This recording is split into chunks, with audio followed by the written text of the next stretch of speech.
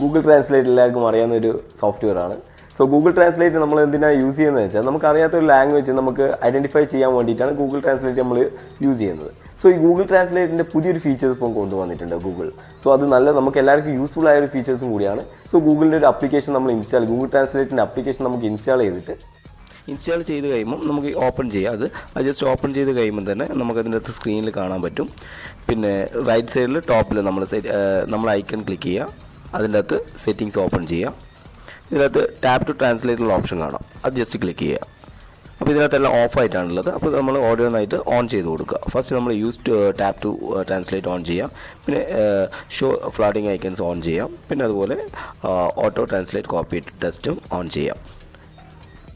ഇനി നമുക്ക് കോമിൻ്റെ അകത്ത് ജസ്റ്റ് ഏതെങ്കിലും ഒരു ലാംഗ്വേജ് സെലക്ട് ചെയ്യാം. എന്നിട്ട് റൈറ്റ് സൈഡിൽ ടോപ്പിലെ ഐക്കൺ ജസ്റ്റ് ക്ലിക്ക് ചെയ്താൽ മതി. അത് ഓട്ടോമാറ്റിക്കലി അത് നമുക്ക് നമ്മളെ ലാംഗ്വേജ്